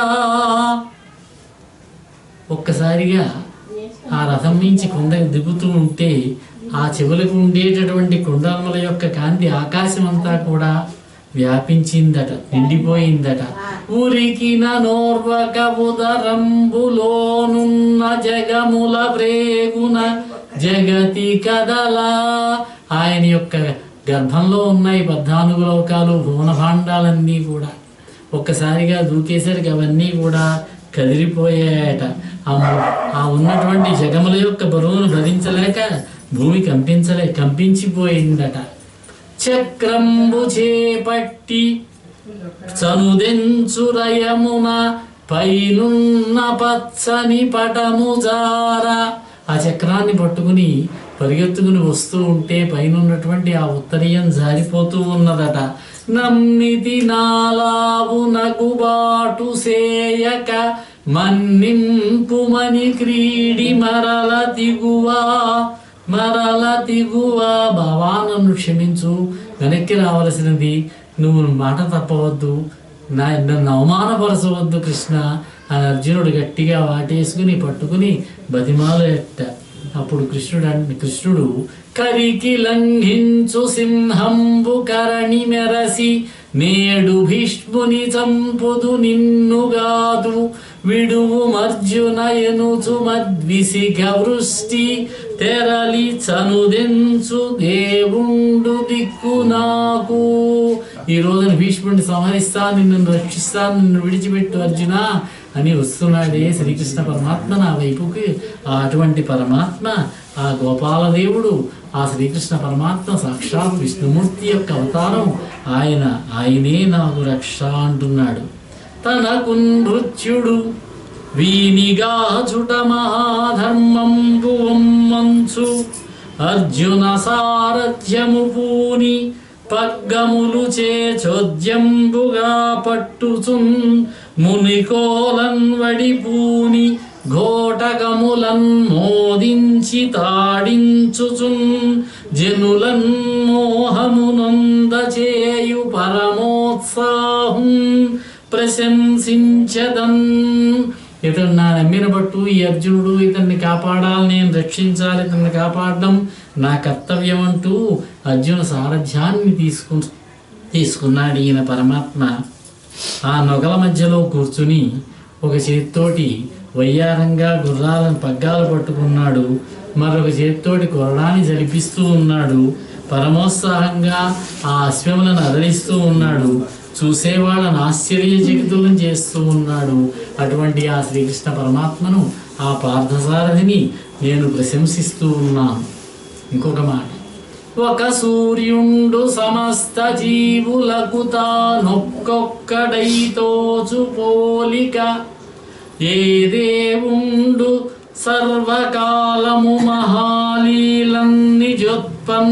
జన్య కదంబంబుల హృత్సరోరుహములన్ నానా విధానూన రూపకుడై ఒప్పుచు బుండునో అట్టి హరిని నే ప్రార్థింతు శుద్ధుండనై. ఉన్నది ఒకే సూర్యుడు, కానీ ఒక్కొక్కరికి ఒక్కొక్క సూర్యుడిలాగా కనిపిస్తాడు. సకల జీవరాశుల్లోనూ కూడా ఒక్కొక్కరికి ఒక్కొక్క సూర్యుడిగా కనిపించినట్లుగా తాను సృష్టించినటువంటి నానావిధ ప్రాణి సమూహం హృదయ కమలాలలోనూ కూడా నానా విధములైనటువంటి రూపాలతోటి సర్వకాల సర్వావస్థలలోనూ కూడా తన లీలా విలాసాలతోటి కనిపించేటటువంటి ఆ భగవంతుడు ఉన్నాడే, అటువంటి భగవంతుడిని నా హృదయంలో ప్రార్థిస్తున్నాను అన్నాడు. ఈ విధంగా శ్రీకృష్ణుడిని స్తుతి చేసినటువంటి భీష్మాచార్యుల వారు దేహత్యాగం చేశారు. ఆయన యొక్క ప్రాణములు అనంతవాయువులో కలిసిపోయాయి. ఆయనకి సంస్కారం చేశాడు ధర్మరాజు. ఈ విధంగా భీష్ముడి యొక్క జీవితం పరిసమాప్తమైంది. తర్వాత కొంతకాలం ఇంద్రప్రస్థం, తర్వాత కొంతకాలం హస్తినాపురంలోనే ఉన్నాడు కృష్ణ పరమాత్మ. తర్వాత బయలుదేరి ద్వారకా నగరానికి చేరుకున్నాడు. ద్వారకా నగరానికి వెళ్ళి అక్కడ ఉన్నటువంటి భార్యలు వాళ్ళందరినీ కలిశాడు. ఇక్కడ విశేషాలన్నీ కూడా చెప్పాడు. అంతఃపుర కాంతలందరినీ కూడా కలవడం జరిగింది. తర్వాత మళ్ళీ కొంతకాలం అయ్యేసరికి ఉత్తరకి పరీక్షిత్తు జన్మించాడు. ఉత్తరకి పరీక్షిత్తు జన్మించినప్పుడు మళ్ళీ శిశువు మృతప్రాయుడే జన్మించాడు. అప్పుడు ఉత్తరాదేవి రోధిస్తూ ఉంటే ఆ వేదనని భరించలేక అశ్వత్థామ ప్రయోగించినటువంటి ఆ బ్రహ్మ శిరోనామకాస్త్రం యొక్క ప్రభావం వల్ల వేదన పొందినదై ప్రార్థిస్తూ ఉంటే శ్రీకృష్ణ పరమాత్మ సూక్ష్మ రూపంలో అంగుష్టమాత్రుడై బొటనవేలంత పరిమాణంలో గదాధారుడై ఉత్తర గర్భంలో ప్రవేశించి ఆ శిశువుని సంరక్షించాడట. పరీక్షిత్ మహారాజు జన్మించాడు. పరీక్షిత్తు ఇతడు మృతుడై జన్మించాడన్నారు. మృతుడై భారత ప్రకారం మృతుడై జన్మించిన పరీక్షిత్తును బ్రతికించాడన్నారు శ్రీకృష్ణ పరమాత్మ. కాబట్టి పరీక్షిత్తు అనే పేరు వచ్చింది. దేవరాతుడు అని కూడా పేరున్నది ఆయనకి. అతడు పరీక్షగా చూస్తున్నట్ట. గర్భంలో ఉండగా ఒక తేజోమూర్తి కనపడింది బయట ఈ ప్రపంచంలో, ఎక్కడ ఉన్నదా ఆ తేజస్సు అని వెతుకుతున్నాడు కనుక పరీక్షగా చూశాడు కాబట్టి పరీక్షిత్తు అన్నారు అని ఆయనకి ఆ పేరు వచ్చిందని అన్నారు. ఆ విధంగా పరీక్షిత్తును రక్షించాడు శ్రీకృష్ణ పరమాత్మ. పరీక్షీణేషు పురుషః ఇది పరీక్షిత్ అన్నారు. ఈ విధంగా శ్రీకృష్ణ పరమాత్మ యొక్క లీలలను చెప్పారు. విష్ణువు చేత రక్షించబడ్డాడు కనుక విష్ణురాతుడు అనేటటువంటి నామంతో ప్రఖ్యాతుడయ్యాడు పరీక్షిత్ మహారాజు. ఈ విధంగా పరీక్షిత్ యొక్క జననం జరిగింది. కొంతకాలం అయిన తర్వాత 15 సంవత్సరములు రాజ్య పరిపాలన జరిగింది, ధర్మరాజు పరిపాలన. అంతవరకు కూడా ధృతరాష్ట్రుడు ధర్మరాజు యొక్క రక్షణలోనే ఉన్నాడు. 15 సంవత్సరాలు అయిన తర్వాత నాయన ఇంక మేము వెళ్తాము, వృద్ధాప్యం వచ్చినది, వనవాసానికి వెళ్తాము, వానప్రస్థానికని గాంధారి ధృతరాష్ట్రులు వానప్రస్థానికి వెళ్ళడం, అక్కడ అగ్నిలో వాళ్ళు తమ దేహాన్ని విడిచిపెట్టడం, ఇదంతా కూడా భారతంలో ప్రధానమైనటువంటి అంశము. తర్వాత ధర్మరాజుకు దుర్నిమిత్తములు కనిపించాయి. ఏవో నిమిత్తములు కనిపిస్తే దుశ్శకునములు కొంచెం దుఃఖపడ్డాడు. ఇంతట్లో వార్త వచ్చింది, ద్వారకలో ఉన్నటువంటి యాదవులంతా కూడా మరణించారని. ఈ వృత్తాంతం అంతా కూడా చూసాం మనం. శ్రీకృష్ణుడు కూడా అప్పటికి ఇంకా తెలియదు, శ్రీకృష్ణుడు ఉన్న విషయమే తెలుసు. కానీ దారుకుడు వచ్చి శ్రీకృష్ణుడు పంపగా అర్జునుడిని వెంటనే బయలుదేరి రమ్మన్నారు శ్రీకృష్ణ పరమాత్మ అని చెబితే, ధర్మరాజు దుఃఖించినటువంటి వాడై ద్రౌపది, సుభద్ర మొదలైన అంతఃపుర స్త్రీలు కూడా రోధించారు. సమస్త యాదవ వంశ నాశనము సంభవించినందుకు అర్జునుడు బయలుదేరి వెళ్ళడం, శ్రీకృష్ణుడిని చూడడం, శ్రీకృష్ణుడి యొక్క దేహాన్ని చూడడం, శ్రీకృష్ణుడు మరణించిన విషయం ఇదంతా కూడా మనకి దశమస్కంధంలో విపులంగా చూడడం జరిగింది. వచ్చి ధర్మరాజు దగ్గరకు వచ్చి అర్జునుడు ద్వారక నుంచి వచ్చి కృష్ణుడి యొక్క నిర్యాణ వార్త చెప్పడం, దుఃఖించినటువంటి వారే. పరీక్షిత్కి అప్పటికి 36 సంవత్సరములని చెప్పుకున్నాం. అంటే ధర్మరాజు పరిపాలన 36 సంవత్సరములు జరిగింది. భాగవతంలో ఏకాదశ స్కంధం ప్రకారం 26 సంవత్సరములకు శ్రీకృష్ణుడు నిర్యాణం చెందాడని చెప్పారు. కానీ గాంధారి ఇచ్చినటువంటి శాపం ఉన్నది. 36 సంవత్సరం, ఇప్పటి నుంచి 36వ సంవత్సరంలో యాదవ నాశనం అవుతుంది, నువ్వు కూడా దుర్మరణం పాలవుతో దిక్కులేని మరణం పొందుతామని శపించింది శ్రీకృష్ణుడిని. కాబట్టి 36 సంవత్సరములు భారత రీత్యా పరీక్షణ్ మహారాజుకి 36 సంవత్సరముల ప్రాయం వచ్చేసరికి ధర్మరాజు గారు ఇంకా అతనికి పట్టాభిషేకం చేసి వనవాసానికి వెళ్ళారు, మహాప్రస్థానానికి వెళ్ళారు. మహాప్రస్థానిక పర్వము, స్వర్గారోహణ పర్వము ఇవన్నీ భారతంలో చాలా విపులంగా ఉన్నాయి. సుభద్రని మాత్రం ఆగమన్నారు. పరీక్షిత్ యొక్క రక్షణ కొరకు అతను పరిపాలన చేస్తూ ఉంటాడు. అలాగే వజ్రుడు అనేటటువంటి వాడు యాదవంశంలో మిగిలినటువంటి వాడు ఇంద్రప్రస్థంలో రాజుగా నియమిస్తున్నాను, అతడు కూడా మీ పుట్టింటి వారి తాలూకే కాబట్టి వాళ్ళిద్దరి రక్షణ చూస్తూ నువ్వు ఉండమని చెప్పి బయలుదేరాడు. వారంతా కూడా స్వర్గానికి చేరడం భారతం చదివినప్పుడు మనకి విపులంగా తెలుస్తుంది. ఇక పరీక్షణ్ మహారాజు పరిపాలన 60 సంవత్సరాలు, సుమారుగా 60 సంవత్సరాలు పరిపాలన చేశాడు. ఆయన కలిపురుషుణ్ణి నిగ్రహించాడు. ఇది కూడా మనం చెప్పుకున్నాం. ధర్మదేవత వృషభ రూపంలో ఒంటికాల మీద, భూదేవి గోరూపంలో ఒక వనంలో ఉంటే కలిపురుషుడు తన్నాడు వాటిని. అప్పుడు కలిని నిగ్రహించాడు పరీక్షణ్ మహారాజు, ధర్మ పరిపాలన చేశాడు. నేను ఉన్నంతకాలము కూడా నువ్వు ప్రవేశించడానికి వీలు లేదన్నాడు. అలా కాదండి బాబు, నేను వచ్చాను, కలియుగం ప్రవేశించింది, నాకు ఏదైనా కొంచెం మార్గం చూపించండి అంటే కొన్ని ప్రదేశాలు ఇచ్చాడట. ఎక్కడైతే మద్యపానం జరుగుతూ ఉంటుందో అక్కడ నువ్వు ఉండవచ్చు. ఏ స్త్రీ అయినా సరే ఉదయమున లేచి స్నానం చేసి తులసికి కాసి నీళ్లు పోసి తులసికి ప్రదక్షిణం చేస్తే ఆవిడ జోలికి మాత్రం నువ్వు వెళ్ళడానికి వీలు లేదు.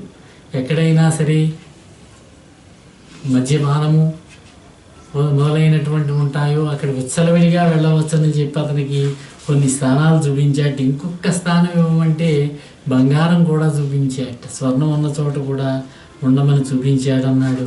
పరీక్షణ్ మహారాజ్ శమీక మహర్షి మెడలో మృత సర్పాన్ని వేయడం, శమీక మహర్షి పుత్రుడైనటువంటి శృంగి పరీక్షిత్తుని శపించడం, పరీక్షిత్తు గంగా తీరానికి వెళ్ళడం, గంగా తీరానికి వెళ్ళి ఒంటి స్తంభం మేడ నిర్మాణం చేసుకుని దాని మీద 7 రోజులు ఉన్నాడు. అక్కడికి సుఖమహర్షి వచ్చారు. చెప్పుకున్నాను, సుఖమహర్షి ఎక్కడా కూడా 7 రోజులు 5 నిమిషాలకు మించి ఉండరు. ఉన్నట్లయితే అవన్నీ పవిత్ర క్షేత్రాలు ఉంటాయి.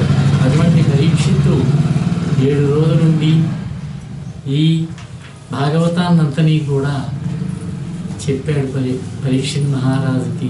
శ్రవణే పరీక్షితో అభవతు, సంకీర్తనే శ్రీసుఖ. నవవిధ భక్తులు చెప్పారు మనకి భాగవతంలోని ప్రహ్లాద చరిత్రలో. అందులో ఈ రెండు విధములైనటువంటి భక్తులకి కూడా వీళ్ళని ఉదాహరణలుగా చెప్తారు. ఈ విధంగా భాగవతం లోకానికి సుఖమహర్షి ద్వారా పరీక్షిత్ శ్రోతగా అందినది. ఈ విధంగా భాగవతం లోకంలోకి వచ్చింది. ఇది ప్రథమ స్కంధం భాగవతంలో పూర్తయినది. ఇంకా రెండవ స్కంధంలోకి వెళ్ళినట్లయితే సుఖమహర్షి పరీక్షణ్ మహారాజుకి ముక్తి మార్గం గురించి చెప్పాడు. భాగవతం యొక్క వృత్తాంతం అంతా చెప్పుకుంటూ ముక్తి మార్గము ఆ విశేషాలన్నీ చెప్పారు. ముక్తి మార్గమైన తర్వాత భక్తి మార్గమే ముఖ్యమని చెప్పాడు. భక్తి ప్రధానమైనటువంటిది. వినుము అంభోజ భౌండు మున్ను మదిలో వేదంబు ముమ్మారు ధర్మనయజ్ఞత్వము తోడయంతయు పరామర్శించి మోక్షంబు తక్కిన మార్గంబున వెంటలేదనుట భక్తిన్ చింతసేసెన్ జనార్దనుని ఆత్మాకృతి నిర్వికారుడగుచున్ తన్మార్గ నిర్ణేతయై. పూర్వం బ్రహ్మ మనస్సులో 3 సార్లు వేదాన్ని ధర్మపరాయణమైనటువంటి దృష్టితోటి పరామర్శ చేశాడట. అలా పరామర్శించి భక్తితో తప్ప మరో మార్గంలో మోక్షం సాధ్యం కాదని నిశ్చయించాడు. మోక్షం లభించాలంటే భక్తే ప్రధానమని చెప్పి నిర్ణయం చేశాడు బ్రహ్మదేవుడు. ఆ మార్గాన్ని తరుణోపాయంగా నిర్ణయించుకుని వికారానికి ఏ విధమైనటువంటి లోటు కాకుండా జనార్దనుని యొక్క ఆత్మస్వరూపాన్ని భక్తితో ధ్యానించాడట. జగదీశ్వరుడైనటువంటి శ్రీహరి సమస్త ప్రాణుల్లోనూ కూడా ఆత్మస్వరూపుడై ఉంటాడట. బుద్ధి మొదలైనటువంటి లక్షణాలతో ఆయన మనకు గోచరిస్తాడు. పెద్దలకు ఆయన సేవించదగినటువంటి వాడు. సమస్త వేళలా కూడా నమస్కరించదగిన వాడా పరమాత్మ. భక్తుల మీద వాత్సల్యాన్ని కురిపించేటటువంటి వాడు. నియమనిష్టలు కలిగి ఏకాగ్రమైనటువంటి బుద్ధితోటి ఆత్మస్వరూపుడైనటువంటి శ్రీహరి యొక్క కథా సుధా పూరాన్ని తనివి తీరా చెవులారా గురువులేటటువంటి వారు ధన్యులవుతారు. అటువంటి వారు కుటిలమైనటువంటి పలు విషయాలతో దూషితాలైనటువంటి తమ శరీరాలను త్వరగా త్యజిస్తారు. విష్ణుదేవుని యొక్క పాదపద్మాలను చేరుకుంటారు. పరీక్షిత్తు ఇది యథార్థము అని చెప్పాడు సుఖమహర్షి. మనుష్యులుగా జన్మించిన వాళ్ళు, మరణం ఆసన్నమైనటువంటి వాళ్ళు, మహాజ్ఞానులు చేయవలసినటువంటి కర్తవ్యము కూడా తెలియజెప్పాడు. ఈ విధంగా పరీక్షిత్ మహారాజు భక్తి మార్గం గురించి పరీక్షిత్ మహారాజుకి సుఖమహర్షి అనేక విషయాలు తెలియజేశాడు. ఆ సందర్భంగా చెబుతున్న మాట ఒకటి ఏమిటంటే, విష్ణు కీర్తనములు వినని కర్ణంబులు కొండల బిలములు కువలయేశా. ఓ రాజా పరీక్షిత్తు, విష్ణుదేవుని యొక్క నామ సంకీర్తనలు విననటువంటి చెవులుంటాయే వీణులు, అవి పర్వత గుహల వంటివయ్యా. చక్రిపద్యంబులు చదువని జివ్వలు, చక్రిపద్యంబుల చదువని జివ్వలు కప్పల జివ్వలు కౌరవేంద్ర. చక్రధరుని మీద పద్యాలు చదవనటువంటి నాలుకలున్నాయే, కప్పల నాలుకలటవి. శ్రీమనోనాథుని ఈక్షింపని కన్నులు కేకి పించాక్షులు కీర్తిదైతా. శ్రీ మహావిష్ణువును చూడనటువంటి కన్నులున్నాయి, అవి నెమలిపించములట. నెమలిపించములటవి నెమలిపించము కన్నులన్నారు. కమలక్షు పూజకు గాని హస్తంబులు శవము హస్తంబులు సత్యవచన. రాజీవాక్షుని యొక్క పూజకు ఉపకరించినటువంటి చేతులు శవము యొక్క చేతులట, ఎందుకు పనికిరానివవి. హరిపద తులసీదళామోదరతి లేది ముక్కు పంది ముక్కు ముని చరిత్ర. శ్రీహరి చరణాల మీద ఉన్నటువంటి తులసీదల పరిమళమా ఘనాలించినటువంటి ముక్కున్నదే, అది పంది ముక్కుతో సమానమన్నారు. గరుడగమను భజన గతి లేని పదములు పాదపముల పాదపటలము అనగా. గరుడధ్వజుడైనటువంటి ఆ శ్రీ మహావిష్ణువు యొక్క భజింపడానికి కదలనటువంటి కాళ్ళు చెట్ల యొక్క వేళ్ళట, పాదపముల పాదపటలము చెట్ల యొక్క వేళ్లతో సమానమట. నారాయణుని దివ్య నామాక్షరములపై కరగని మనములు కఠిన శిలలు. శ్రీమన్నారాయణుని యొక్క పవిత్రమైనటువంటి నామాక్షర స్మరణతోటి ద్రవించనివి మనస్సులు కావన్నారు. అవి కరకు బండలతో సమానమట. మురవైరి కథలకు ముదితశ్రు రోమంచమిళితమై ఉండని మేను మొద్దు. అబ్జనాభుడైనటువంటి ఆ శ్రీ మహావిష్ణువు యొక్క కథలను విని ఆనంద భాష్పాలు రాలగా పొంగి పులకించనటువంటి శరీరం ఉన్నదే, పులకించనటువంటి శరీరం, అది శరీరమే కాదు, వట్టి మొద్దుతో సమానమట.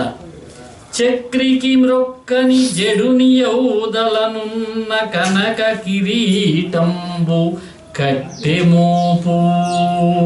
పరమాత్మనికి ప్రణమిల్లనటువంటి మూడు ఉంటాడే, అతని యొక్క తల మీద ఉన్నటువంటి కిరీటం బంగారు కిరీటం కాదు, అది కట్టెల మోపుతో సమానమైనదట. మాధవర్పితముగా మనని మానవు సిరి వనదుర్గ చంద్రికా వైభవంబు. భగవంతునికి అర్పణం కానటువంటి మానవుని యొక్క ఐశ్వర్యం ఉన్నదే, అది ఐశ్వర్యం కాదట, అడవి కాసినటువంటి వెన్నెలట. కైట భారి భజన కలిగి ఉందని వాడు గాలిలోన నుండి కదలు శవము. కమలనాభు పదము కనని వాని బ్రతుకు పసిడికాయలోని ప్రాణి బతుకు. వాసుదేవుని సేవించినటువంటి వాడు ప్రాణవాయువు లోపల ఉండడం వల్ల కదిలేటటువంటి శవంతో సమానమట. పద్మనాభుని పాదములను ఆశ్రయించినటువంటి వాని యొక్క జీవితము నూలికాయలో, పొత్తి నూలికాయలో ఉండేటటువంటి పురుగు లాంటి జీవితమట. ఈ విధంగా సుఖమహర్షి పలికాడు. విన్నాడు పరీక్షిత్ మహారాజు, విన్నాడు, చాలా ఆనందాన్ని పొందాడు. ఆ రాజుగారు బిడ్డలను, హితులను, బంధువులను, భార్యను, ఇతర పరిజనాన్ని, ధనాన్ని, జడత్వాన్ని అన్నీ విడిచిపెట్టేశాడు. పరమాత్మ యందు, ఆ భగవంతుని యందు మనస్సును నిలిపాడు. మరణ భీతిని నిరాకరించాడు. ఇంక మరణం అంటే ఆయనకి భయమే లేకుండా అయింది. ధర్మము, అర్థము, కామము అనేటటువంటి త్రివర్గాన్ని తిరస్కరించాడు. పరమపురుషుని యందే మనస్సును కేంద్రీకరించాడు. శ్రీమన్నారాయణ యొక్క లీలలను చెబుతూ ఉంటే వినాలనేటటువంటి సంకల్పం కలిగింది పరీక్షిత్ మహారాజుకి. ఆయన సుఖమహర్షితో అంటున్నాడు, మహర్షి, సర్వము తెలిసినటువంటి నీవు సర్వానికి ఆత్మ అయినటువంటి వాసుదేవుణ్ణి వినిపిస్తూ ఉంటే, వినిపించేసరికి నాలోని భ్రమలన్నీ కూడా తొలగిపోయాయి. నా యొక్క మనస్సు పవిత్రమైంది. మహర్షి మునిపుంగవ, సర్వేశ్వరుడు, సర్వవ్యాపి అయినటువంటి శ్రీహరి ఈ జగత్తును ఏ విధంగా సృష్టించి, పోషించి, సంహరిస్తూ ఉన్నాడంటే, సృష్టి యొక్క స్థితి, లయము వాటిని చెప్పమన్నాడు. అవ్యయుడైనటువంటి ఆ పరమాత్ముడు అనేక శక్తులతో కూడినటువంటి వాడు. అతడు మొదట ఏ శక్తుల సాయంతో బ్రహ్మ, ఇంద్రుడు మొదలైనటువంటి రూపాలను ఆయన ధరించాడు, వినోదించాడంటే బ్రహ్మదేవునిగా రూపం ధరించినది, ఇంద్రుడిగా రూపం ధరించినది కూడా పరమాత్మే, శ్రీ మహావిష్ణువే. ఆయన ప్రకృతి గుణాలను పరిగ్రహించడము క్రమంగా జరుగుతుందా, లేకపోతే క్రమక్రమంగా జరుగుతుందా, లేకపోతే ఒకే సమయంలో జరుగుతుందా? ఏకమూర్తి అయినటువంటి ఈశ్వరుడు అనేక రంగులు ధరించి అనేక విధాలుగా ఎందుకు ప్రవర్తిస్తాడు? అలా ప్రవర్తించకపోతే ఆయనకు వచ్చేటటువంటి నష్టం ఏమిటి? అంతా తెలిసిన వాడవు నువ్వు, నాకు ఈ విషయాలు తెలియచెప్పవలసినవి అని ఈయన ప్రశ్న వేశాడు. ఈయన ప్రశ్న వేయడం, ఆయన సమాధానాలు చెప్పడం. పరీక్షిత్ మహారాజు అడుగుతూ ఉంటే చాలా ఉత్సాహంతో వినాలనేటటువంటి ఉత్సుకతతో అడుగుతూ ఉంటే ఆయన ఒక్కసారి అలా ధ్యానంలోకి వెళ్ళిపోయేవాట. పరీక్షిత్తు, బాగుందయ్యా, భలే విషయం గుర్తు చేశావని ఆ విషయాలు చెబుతూ ఉండేవాట. అందుకే మనం చూసేటటువంటి మత్స్య, కూర్మ, వరాహ, నారసింహ ఈ వరుస క్రమం భాగవతంలో కనిపించదు మనకి. ముందు మనకి యజ్ఞవరాహావతారం వస్తుంది. 7వ స్కంధంలో నరసింహావతారం వస్తుంది. 8వ స్కంధంలో వామనావతారం వస్తుంది. 9వ స్కంధంలో రామపరశురామ అవతారం వస్తాయి. 8వ స్కంధంలోనే మత్స్యావతారం వస్తుంది. ఈ విధంగా పరీక్షిత్ అడగడం, ఈ ధ్యానంలోకి వెళ్ళడం, ఆ అవతార విశేషాలు మహాత్మా శ్రీ మహావిష్ణువు వామనుడిగా వచ్చి బలిచక్రవర్తిని 3 అడుగుల నేల అడిగి ముల్లోకాలు ఆక్రమించాడట కదా, ఆ విశేషాలు నాకు తెలియచేయవలసినది అని పరీక్షిత్ అడగడం, దానికి చెప్పడం, ఆ విధంగా భాగవత రచన కొనసాగింది. తర్వాత పురాణానికి ఇంకొక లక్షణం ఉన్నది. ఒక లక్షణాన్ని చెప్పారు. ఏ పురాణానికైనా సరే సర్గశ్చ ప్రతిసర్గశ్చ వంశః మన్వంతరాణి చ వంశానుచరితంచ ఇది పురాణం పంచలక్షణం. పురాణానికి 5 లక్షణములు చెప్పారు. ఏ పురాణం తీసుకున్నా కూడా సర్గము, ప్రతిసర్గము, వంశము, మన్వంతరము, వంశానుచరితము. సర్గము అంటే సృష్టి, ప్రతిసర్గము అంటే ప్రళయం జరగడము, ప్రళయం తర్వాత పునఃసృష్టి జరగడము. వంశము అంటే మనువులు, వారి యొక్క చరిత్ర అంతా కూడా వంశము.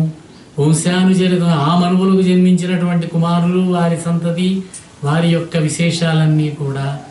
అదేవిధంగా మన్వంతరము అంటే సూర్యవంశము, చంద్రవంశము, ఈ సూర్య చంద్రవంశముల యొక్క రాజుల చరిత్రలు ఇవి 9వ స్కంధంలో వస్తాయి మనకి.